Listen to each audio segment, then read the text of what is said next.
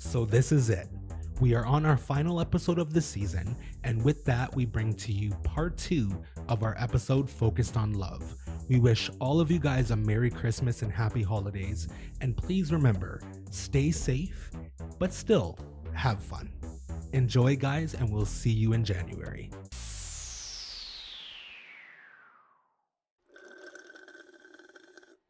Hey guys, welcome back to part 2 of our final episode. We're about to go on a little break as it is Christmas season, and it's starting to look a lot like Christmas. Everywhere you go. Queer. our new opening. fuck you, Braxtons.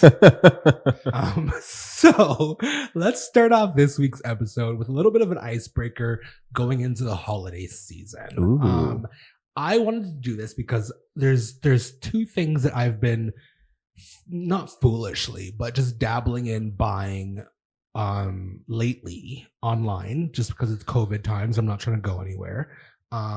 So I wanted to ask you guys, what are 2 holiday gift grabs or stocking stuffers that you think would be good for family, friends, loved ones, etc., that are not the obvious thing? So don't tell me like a Toblerone bar.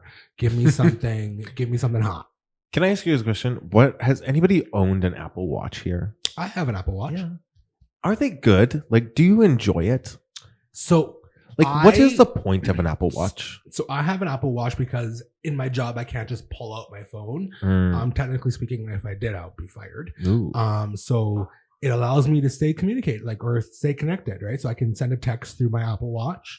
I can work out and monitor those fucking metrics. So you think it's a good gift? A gift? For yourself or no, for no, somebody? no, for somebody else. Bitch, if you're buying someone an Apple Watch, they should suck your dick. I think they should be doing a little bit more.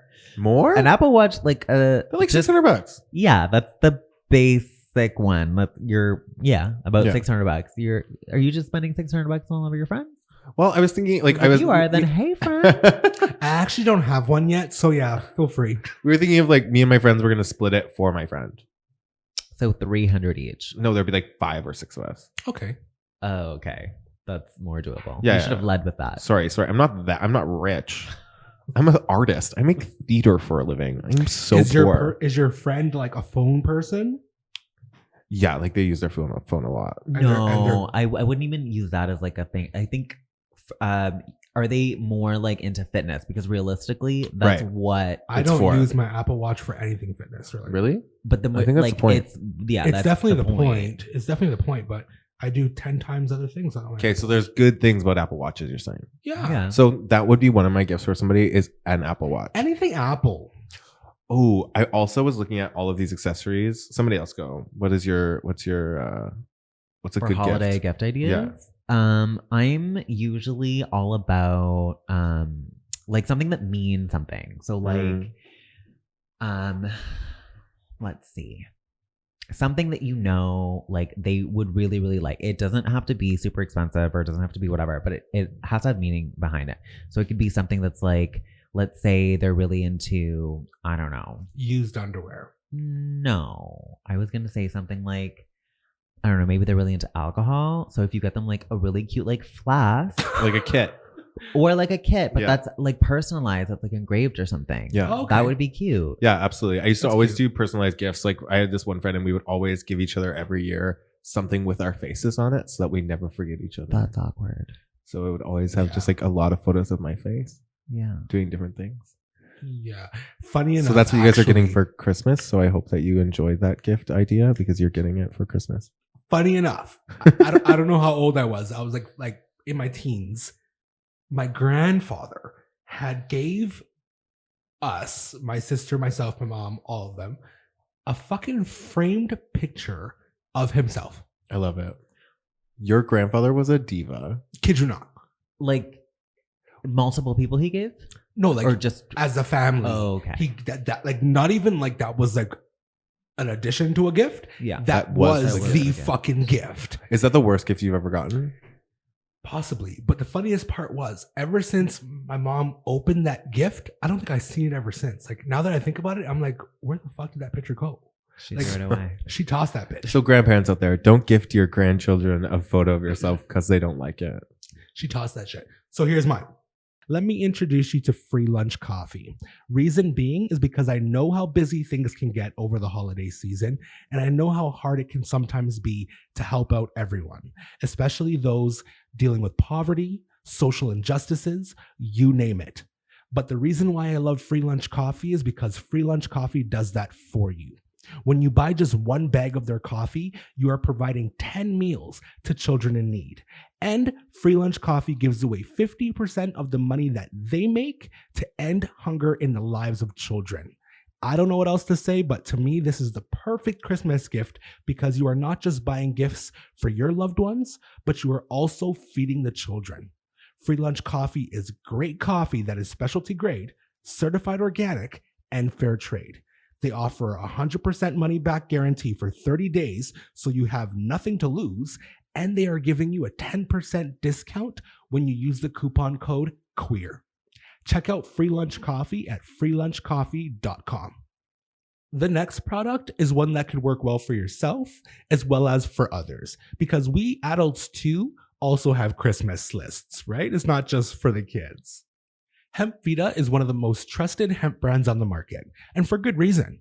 Featuring only organic, American-grown hemp in every potent product, Hemp Vita takes health and ingredient transparency seriously, while providing you with convenient and easy-to-use products, like the Hemp Vita hemp oil-infused pain patch. This high-potency patch releases hemp extracts over 24 hours, giving you the steady support you need day and night. Experience the Hemp Vita difference today by visiting hempvita.com. That's hemp, H-E-M-P, Vita, V-I-T-A.com. And for a limited time, you can receive 20% off any order with coupon code QUEER.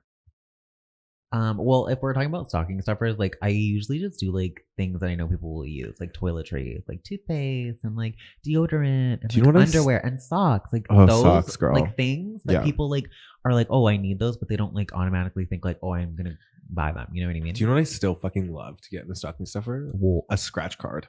oh yeah, because bitch, what if like What if? that one? Because I don't want to buy them myself because then I feel like a fucking like living on a prayer, and like that's like, but like if somebody puts them in my stocking, I just have to scratch them. Yeah, Like, could you imagine you like one? and then I win $50,000, and then like I have to give them like what $10,000? No, Do I have to give them anything? Do you think? no, you just Yeah. be like, oh, I didn't win. You gifted it to me. You're like looking right dead in your grandma's eyes, being like, I didn't like, win. Grandma, it was a bust. I did not win. As you like put on your fur coat, you leave with Get your in my Apple Rolls Watch. Royce. Hey Siri. I love it. What about the worst gift? What's the worst gift you've ever received? The worst. I think it was a kettle. Like, okay, but I mean the intention behind it was like kind of cute because they knew that I love tea. But Right. like, bitch, everybody has a fucking kettle. Like, you're giving me a fucking kettle? Thanks. I about think you? I think my worst gift is I was quite poor growing up, which is funny because so when the Wii's first came out, right, I was so excited that I was gonna get a Wii for Christmas. I was like, here we go, this is the opportunity. I get this box, it's about the size of a Wii box. I was like, fuck yeah, here we go. I open it and it's a box of Frosted Flakes. You're lying. No. I'm dead. The cereal. The cereal. And I usually am not, I wasn't disappointed as a kid for getting like shitty gifts because I was like, my family can't really afford it. But I straight on bawled because my mom was like, you're going to be so excited. It's the best gift you ever got. Because I wasn't allowed sugary cereal growing up. So she was like, this is like, look, now you get a full thing of sugary cereal. And I was like, fuck you, mom. Like, I thought it was a Wii. And then like 2 months later, I got a Wii. But I was just like I've never been so angry at, like, I can't even eat Frosted Flakes anymore. Oh my That's my favorite cereal. Frosted Flakes? Mm-hmm. You're canceled, girl. So last week, Jamal. We ended with the question: Yeah. do you think that cheating is a deal breaker? You guys go. Actually, since you have never been in like a lovable relationship, right? What? Wow. Never been loved. Jay Northcott, never been loved. That's what you said. Here we are. Jay Northcott's never been loved. This week on Queer, Jay Northcott Never been loved. So yes, I have been loved. I just don't know if I've been in love. Okay, bitch. so then let me not ask you, Punk bitch. J-O, his cheating a deal breaker. Woo! I'm heated. Okay, let's all calm down. Okay. I'm heated out of embarrassment. Never been loved. Never been loved. Jay Northcott. Hey, that could be the name of your new single. Yeah, never been loved. Never been loved. loved. Ow, are you okay? Yeah. Okay. Never been loved. I was trying to do the Lilo. Yeah. Never been loved. Never been loved. Never been. Okay, we're done. Okay. So, Have you ever been loved? can you imagine if you did that and it was an actual hit? Yeah, it was like a little bit Alexis kind of It would give me very Real Housewives kind of like single. Never been. You know how they all drop a single? Loved. It's like a Prince song. Anyway. Okay, now I'm gonna have that song stuck in my head. Okay, so in my past, so one of the first relationships that I did have that was actually like this was the very first relationship that I had that I thought I was in love. Right. And he absolutely cheated. And because I thought I was in love and I was a dumbass little bitch, I was like, you know what? Let me go back. Let me do this because I love him.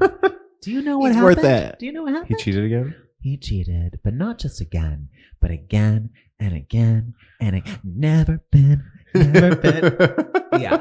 So, needless to say, that was a fucking shit show. It was just like it was like a whirlwind of the same fucking mistakes, the same bullshit. It was just terrible. And I should have left from the get-go, from that moment where he showed me who he truly was. Right. I should have just been like, you know what? I'm out, girl. Bye. Yeah, I get that. I get that wholeheartedly because it's like because what you said when the first time it happened, you're like, this system needs to change. Like, you can't be cheating on me because it hurts my feelings, right? And he said, yeah, girl, I'm not going to cheat on you, right? Yeah, not in those words, but yeah. Yeah, so that's great. You know, like you said what you needed from the relationship, and he told you he was going to give it to you. Oops. But like the worst thing that happens, like shit. I always say things like I don't know if this is correct or not, but I like to give not ultimatums, but like this or that. Like we have two choices. We can either talk about that you are just inherently not good at not putting your dick in other people. Mm-hmm. So like we need to have a conversation of how can we live with this or can we not? If I can't, which I don't, some people can't, then that's when it's time to move on. So for me, I think you did a great job, is what I'm saying. Mm-hmm. Except that you kept letting it happen. Well, because I was dumb. Yeah. Because I really didn't. I was. This was just yesterday. No, I was 19. Yeah. So yesterday. And he was older than you, right? Yeah. Yeah. Ugh. They're the worst. Yuck. They're so gross at that age. Not so you, the like older men that like date 19-year-old. Like how many years older was he? Oh. He was like 30. He's probably like 36. He was like 10 years older than me. Yeah. What? No, that's great. I want stop. Hey, just no. full stop. I only date people that are 10 years older than me. Full stop. Wait. So yeah, now I know you as a 30-year-old man. Yeah, like could you date a 19-year-old? No, of course not. But he's a bottom. I don't give a fuck. Oh my God. That's disgusting. Okay, No. I don't think it's disgusting, but for me, it's disgusting. I don't even have friends that are younger than me. It doesn't matter. It doesn't matter. And I think this is okay. So this is the first thing that comes to my mind. So now, even as I was a kid, it came to my mind, and I think I'm just fucking blessed with this amazing thought process. Amazing. But listen, if you, as a 30-year-old man, need or want to date someone that is 19, what are you lacking to the point where you can't even date someone even remotely close to your age? Because at 19 compared to 30, there is nothing that person can bring to your life other than materialistic worldviews and sex. Right. That's not disgusting to you? No, not at all. No, because girl, bye. Anyway, at that age, we obviously had a lot in common in order for us to be in a relationship. You? Yeah. Like what? Give me one. Our ideologies, our thoughts Give me one. Give me one. process on life. Give me one. Give me three. Obviously, it wouldn't work if Give me we one. didn't have something in common. Give me one ideology. But I think like I don't really know if I believe it. Like, but I know what you're saying. But like I dated people. Disgusting. But I don't. I think disgusting is a very aggressive term for it. But maybe that's just the way you like to do it. Disgusting. I love dating. Like I find for myself, like when I was like 19, I was dating 30-year-olds all the time, or like seeing 30-year-olds. Because I had like I also when I was 19, I also in my head always felt like I was smarter than everyone else, and that I had some. We like, all thought that. yeah, but I did have to grow up really, really fast. I think you had a very similar thing of having to grow up quite fast when you were younger. And like, it was hard for me to connect to people that didn't understand any struggles of like finance or. But there's also a sense of, not even a sense. There's also an obligation for, especially within the queer community. And I hold this dear. There's also an obligation from our older queers to stop doing that, because these young individuals are so so easy to be manipulated and so moldable. Do you know what I mean? Oftentimes they are lacking something, and by you as a 30-year-old man just allowing them, or just, for lack of a better word, taking advantage of them or embarking in a relationship with them, you're just taking advantage of their weaknesses, if that makes sense. Like, for example, for me, so I'm like, when I was 19 years old, agreed, I also had this fetish for like the daddy figures, and I will completely blame that on daddy syndrome. Right. Having daddy issues. 100%. Right. Now, if I didn't have the gay parents that I had, I probably would have walked down that road and probably allowed so many older men to just take advantage of me. Probably buy me things, flaunt me, use me as their trophy, and then give me money to the point where I probably didn't value work, all that shit. So by the time that they were done with me, I had nothing. Do you know what I mean? And it may not be 20 years old, may not be 21, maybe 26. But the moment they're done with you, you will have nothing. And that's the case that a lot of these kids doing OnlyFans that have sugar daddies, that's what they're facing the moment they get a wrinkle. You know what I mean? The moment they get a wrinkle, no one wants anything to do with them. They have no resume. They have nothing. And the reason being is because our society has allowed this to happen, and people have just used them for what they were worth. Not even what they were worth, what they gave the world. But I think in terms of their worth. if you're doing that, then that's not a relationship, right? If either of you are using each other for certain do you think things, that any 30-year-old man truly wants a relationship with a 19-year-old person? I do. Girl, bye. I think people. Not even I think Hugh you fall in Hefner. love. I think you fall in love in mysterious ways. Not even Hugh Hefner, who is the fucking epitome of dating younger, wanted any romanticism from his women. Okay, well, let's just say that one day you fall in love with a 19-year-old that is like doing great, living life. Girl, bye. Do you think Kris Jenner wants anything but dick from that black boy? Nothing. I don't know. Go by. And I'm not in those people's brains, right? Like I don't want to put out these huge overarching statements saying that every single I will person put that's 19. out all those statements. It's disgusting. It's wrong. Teach these kids how to value themselves and how to strive for higher. This is not a message from everybody at Queer, but one just from Jamal. What was the original question at hand? Cheating. What, like, is cheating a deal breaker? Perfect. So now I want to get to that, because I've fallen villain to cheating. Right. I don't think cheating is a deal breaker for myself, nor do I think it should be a deal breaker for those who have been cheated upon. I think that when someone cheats on you, you should dissect the issue at hand. Right. And if the reason that they cheated is a deal breaker, cool. Them cheating should not be the deal breaker. Oftentimes people cheat for a reason. Mm-hmm. Right? Oftentimes they are either lacking something, they are trying to get revenge, etc. Now, if their reason for it is too much for you, cool. Right. But I don't think that if you truly love someone, and if you think your love is unconditional, don't allow the act itself to be a deal breaker. Make the reason for that act. to be the deal breaker. Right. And I think you said something like about like the baggage of like old relationships and people cheating and those kind of things being brought into the other relationship, making it tough or whatever. But I think like in my head, it would be weird. This is my analogy. It would be weird if you went into somebody's, if you went to go move in somewhere and you had no bags with you and you just moved in, right? Yeah, that'd be weird. That'd be weird. Well, Like, where's all your stuff? Where's all your stuff? What are you doing there? Little, like, where's all your stuff, you little gaffer? And it's like being in a relationship is the same thing. Like you have to expect that there is going to be baggage, or else how are they going to move into your house? Not like technically, not actually move into your house, but move into your love house. They bought new shit and it's coming tomorrow. But who can afford that in this city? Who can afford that? Value Village is forever. Ew. Could you imagine getting like a fucking dirty anyway? So my question is like going back to like being a kid. How did you like? Were your parents together? Did you see a lot of love in like your parents' lives and in like your friends' parents' lives and your grandparents' lives? Like where did you learn how to love the way that you love now? TV. No. You're like an Oprah special. Actually, yeah. 90210. Sorry, I'm God. done. Could you imagine? Grey's Anatomy. Wow. Yes. Yeah, I am so the Christina Yang. I think like in terms of me, where I saw love was definitely not in like my own family, only because like yeah, my parents are still together. Mm-hmm. They're not like the typical like standard family. Like they never kiss, they never do like they just weren't like that. Like they weren't lovey-dovey. They're like roommates. Maybe they love each other.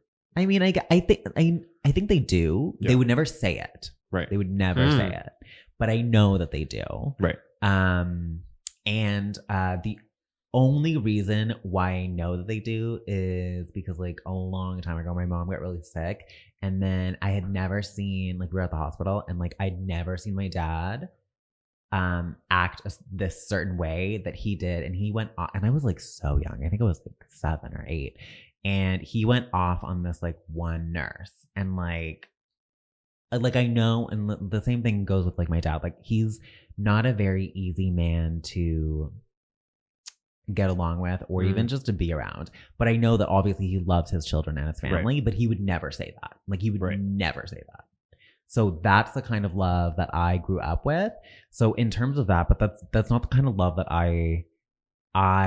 that's not how I love. Like I do take bits and pieces from that because obviously that's how I grew up. But I try in my relationships to not be that because I grew up with that. I grew up with not seeing it. There's that stupid analogy about the priest. Like there's a priest and a homeless guy, and they're like, the homeless guy's like addicted to drugs, and then this person asks like, why are you homeless? He says, because my dad was a priest, and then the other person says, why are you a priest? And he says, because my dad was a priest. So you like do the opposite of anyway. It's a very bad like God thing. God is awful, but it's very interesting. You did the opposite of what you saw. Like are you like you and your partner are like very lovey-dovey and like very. I wouldn't even say like very lovey-dovey. Like I also understand that the way he grew up is very different from what I grew up. So it's kind of like we meet in the middle. It's like a very happy medium. Like I am not that lovey-dovey person, and I would not just get up and be like, you know what, I love you, or whatever, blah, blah, blah. Or like, you know what I mean? Like I'm not an overly affectionate person, but because I know that that's how he is, every now and then I will be like, you know what? Yeah, I love you. Or I'll go in for a hug, even though that's not something that comes natural to me. But I would do that because I know that that's how he loves. What about you, Jamal? So I think that growing up, my family was very non-expressive when it comes to love. I definitely didn't see my mom going through love and relationships, as my father was not that kind of individual. Were your parents together when you were growing up? My parents split as my mom was pregnant with me. But my dad was abusive. He was a drug addict, etc. So that there was that. And then I seen my mom go through like many different relationships where like they were toxic, etc. So what they did for me was that they encouraged me and they inspired me to do the opposite. If anything, what I've taken from that was that I'm not very expressive with my love until am deep in it or until I've invested a lot in it. So I could love you and you may not even know. Do you know what I mean? But the moment you know, then you're going to see Jamal without all that baggage, right? Like I'm extremely sentimental. I'm extremely affectionate, all that kind of stuff. But you will not see that portion until that wall is broken down. And that wall was built up because of my childhood. Yeah. What about you, Ho?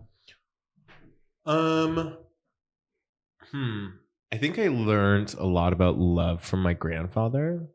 But he's like, I guess that's maybe why I'm like this like lone wolf, as I saw like kind of like my mom was a single mom like growing up my whole life, and she had different boyfriends and blah blah blah blah, and similar things to you, Jamal. Like went through a lot of abusive relationships, and we moved a lot, and I was like very quick. I had to make friends really quick because we moved to different cities a lot. But like my grandfather, he like has lived in the same house for like 30 years, 30 plus years now, and it's like paid off, and he lives there, and he like has a girlfriend once in a while, like not anymore, he's 80, he doesn't really have girlfriends, but I still think he sleeps with young women because I think he's a bad bitch. But he like is so content in his own happiness, like in his own love and his own like needs sometimes, that I think my mom struggled with how it was like it felt like he was very much in his own path of like finding love for himself, like within himself. But the way he found love with like his second wife, who they got divorced, but the way he found love was, he was like, it was the moment I knew that I loved myself fully and was able to give myself to somebody else. And that like he found that in whatever, in like whatever it was, if it's the trees, if it's like the meditation, if it's in the gardening, or like listening to freaking CKUA radio, which is like this like weird like folk fucking music station. But I found that the thing that was so beautiful is that like his love has always been like, you have to fully endorse whatever this is, whatever your body is, whatever is here, to be able to give that love to somebody else. And that like that doesn't make you selfish. Like sometimes you do have to put yourself forward. And I think that's what I've learned in relationships sometimes, is that there is moments that you have to put the other person forward, like before yourself. But there are moments that you have to say like, love is a give and take, and that sometimes I do have to put myself forward. And yeah, so I guess I did learn. I was gonna say at the beginning that I didn't learn anything from my family, but I think I did, because I think love comes from like how much you love yourself first, which is so corny but so That's true. Really beautiful, actually. Oh my god, thank you. I was so nervous that you guys were gonna be like, no, faggot. Because those words have come out of my mouth, right? Random question. Yeah. Who is one couple that you know of that you admire in terms of love? What's Oprah's husband's God. or boyfriend's name? Gail? Like, no, bitch. No, his name starts with an R. Reginald. That's not her husband. It's her boyfriend. That's her fucking business associate. I love them together. I think it makes so much sense. Ugh. He's just like this quiet little meek little fucker in the So background. And she's basically just what that means, that you want a wife and that just pretends to be your wife. Yeah. Okay. Why? Do you think Oprah's gay? Yes. Oh, I don't. No. You think her and Gail are gay? No. Yes. I think Oprah to me is like, I've always seen I think her she's as an like enigma. asexual. Yeah, she's like an enigma. Yeah. What? Yeah. I think that's just because you guys idolize her. No. She's a lesbian. She is literally the character from Set It Off. You know, Queen Latifah with the braids? Yeah. Just grown up and a lot more professional. That's her. She literally is like, I've been through trials and tribulations. I've done this. I understand that being a lesbian is not going to work for me. So I'm going to pretend. Oprah, are you gay? When was the last time you saw her fucking with her man holding hands on a red carpet? But that bitch When is was the last time you saw her on a red carpet? every day with Gail. Oh my god. I think that's the couple I want. Or do you know what I would really love? Actually, Ariana Grande and Big Sean when they were together. That doesn't count. Well, first of all, Why do I always pick all these broken relationships? yeah, like what you're I have saying some is that issues. you want one that's not going to work. Yeah. Anyway, Yeah. J-Ho, your turn. I really like, just in terms of what I see like on social media and stuff, I really like the dynamic between Ryan Reynolds and Blake Lively. Oh, Like I think they're very cute together, and they know, like, obviously he's funny, and he he and her have like that banter together on social media where I think it was like her birthday or whatever, and like he posted a photo of her, but like her face is cut off in it, and like they do that thing back and forth quite a bit, and like I think that relationship is cute because you also don't like. They also keep a lot of their like personal relationship private, right? But they play off each other really well. I love that. So I like that. So mine's so cheesy. Mine's a toss up between Buffy and Angel, or but they broke. Oh well, it doesn't matter. Okay. Oh, it mattered when mine broke up. But it's a different type of thing. They broke up 1,000 times. She even killed him, brought him back to life, and then they loved each other unconditionally. All this shit. Anyway, so Buffy and Angel, or Meredith Grey, and what was his name? Derek. Derek. So either one of those two. Oh my God. Do you remember that moment? I don't know if you did you watch Grey's Anatomy? Yeah. Season 6, I think, or season 7, there's a shooter in the hospital. And then she's doing open heart surgery on him while she's having a miscarriage. You're just like that's when I knew I had emotion. That's literally the pivotal moment of the show. It was crazy. Mm-hmm. I love it. Or third one will be Meredith Grey and Christina Yang. Everybody's gay to you.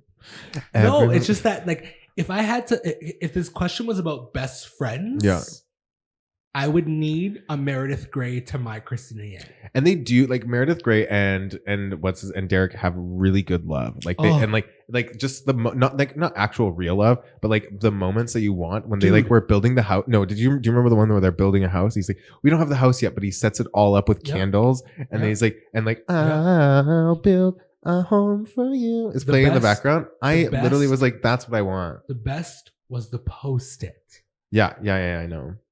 It's great. So they got married.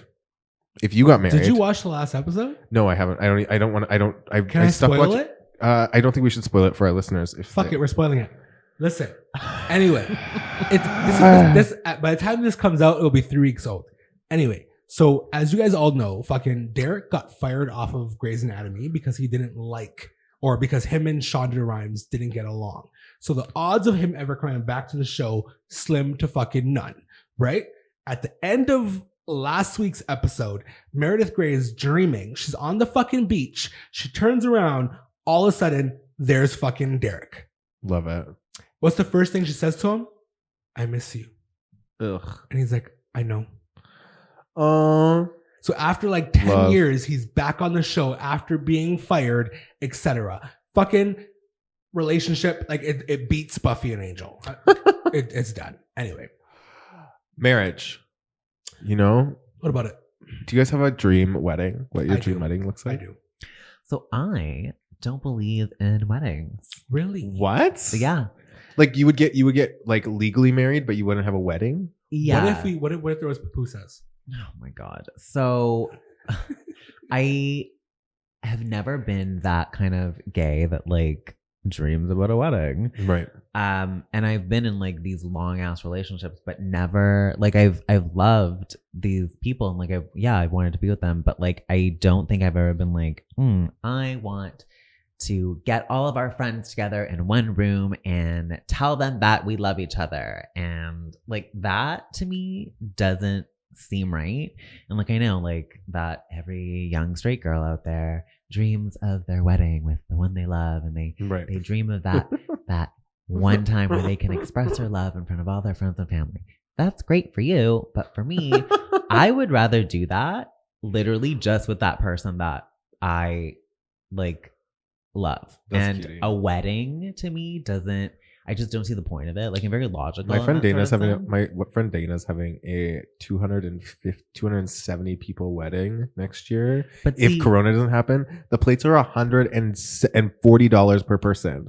Like I don't know how you even afford that shit. But to me, what if you can have the wedding with just you and your husband? Yeah, but it's still a wedding. Well, just because you have a wedding doesn't mean you have to have the whole city there. Yeah.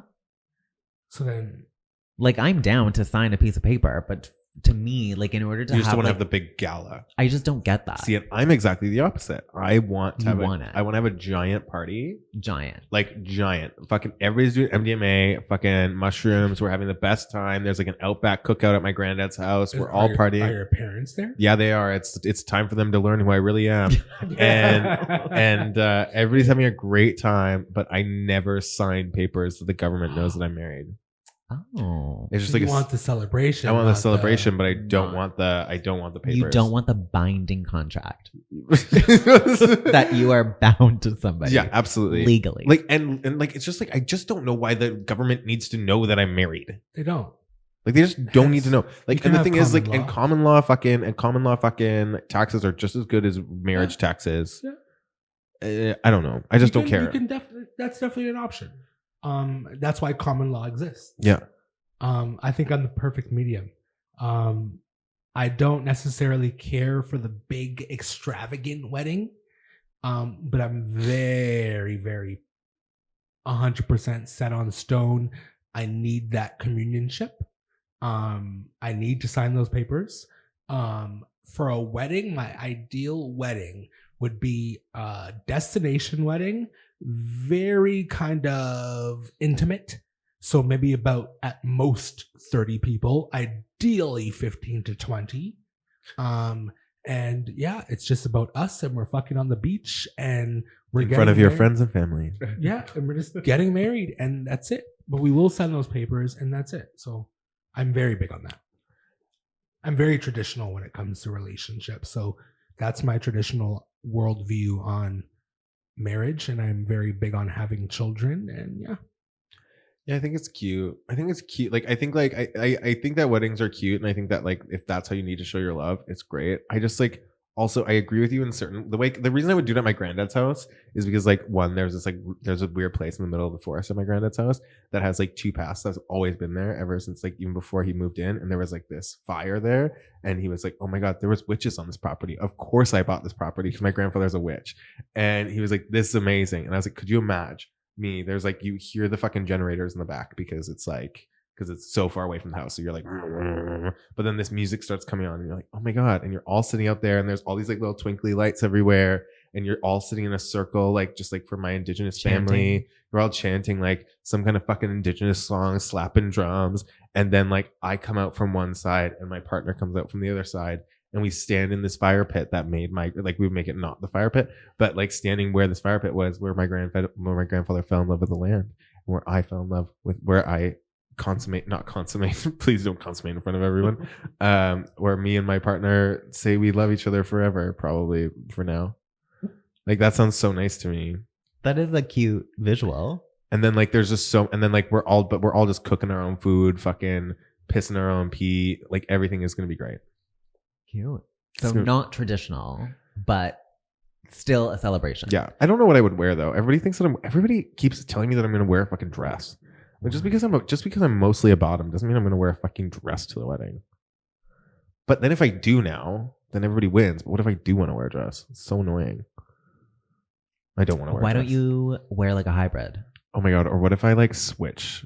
I have like 7 costume changes. What if you regret it 10 years from now? And that's another thing. It's like it's a lot of money to say I love you to someone. Yeah. In front of your friends and family. That's true. It's a lot of fucking money. It doesn't need to be. See, that's where I'm conflicted. It doesn't need to be a lot of money. You know what I mean? Like no one's stopping you from going to City Hall and just signing the papers. Right. There's ways to go about it for everybody. You know what I mean? It all depends on how lavish you want to be.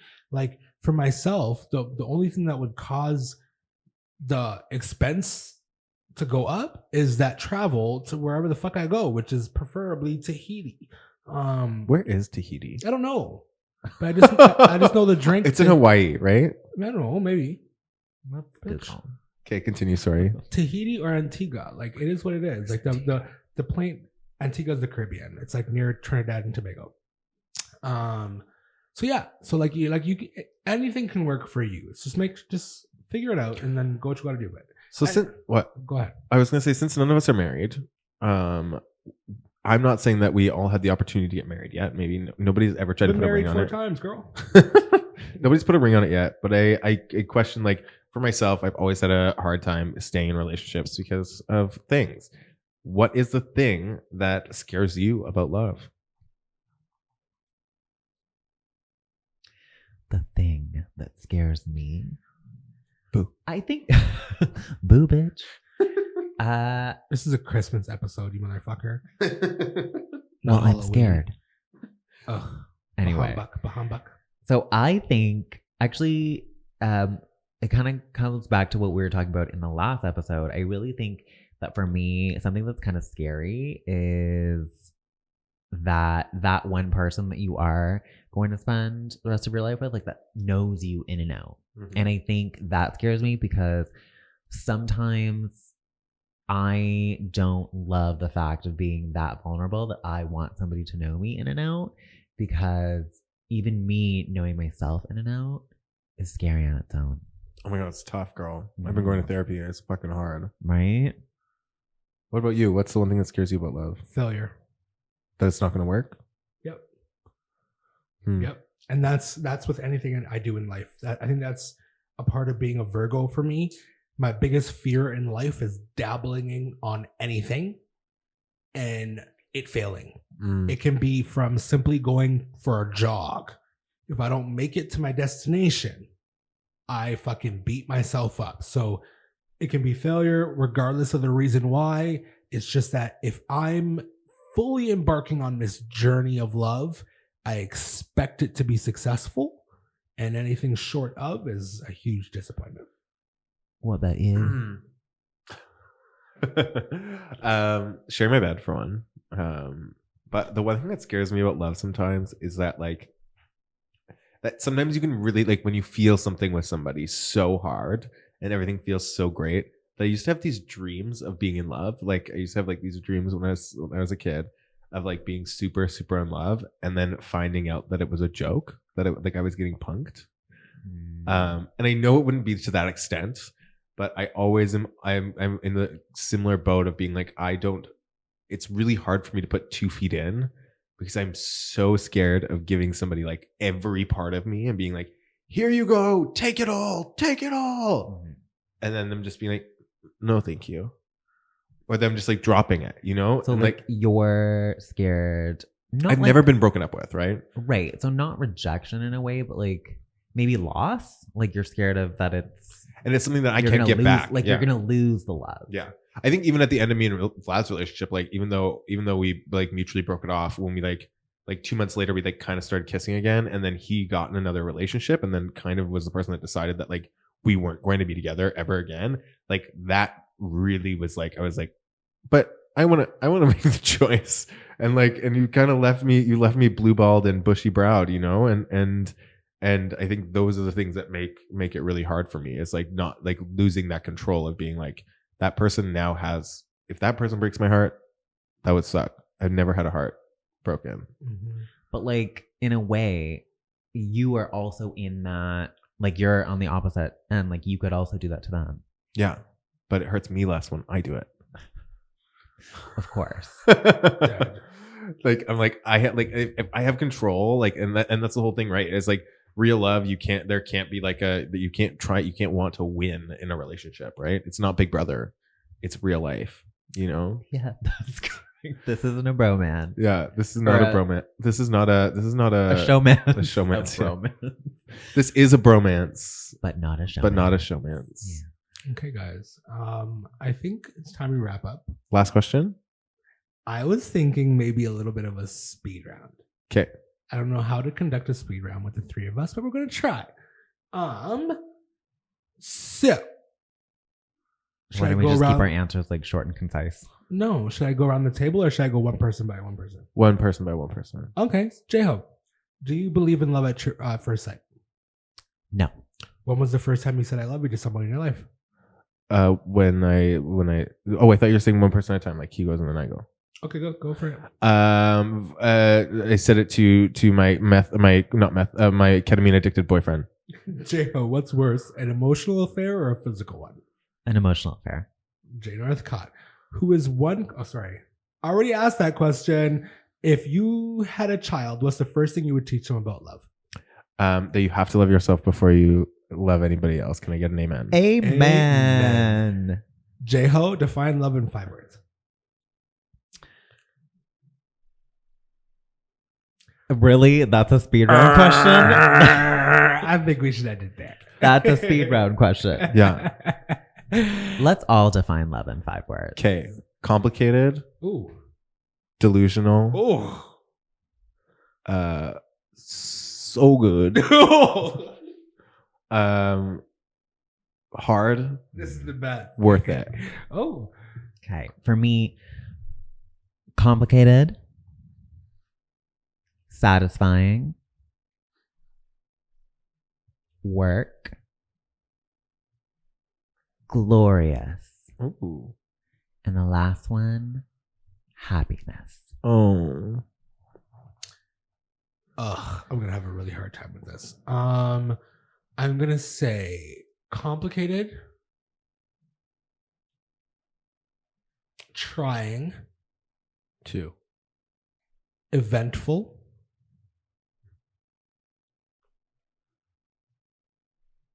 promising. What is that for? Yeah. And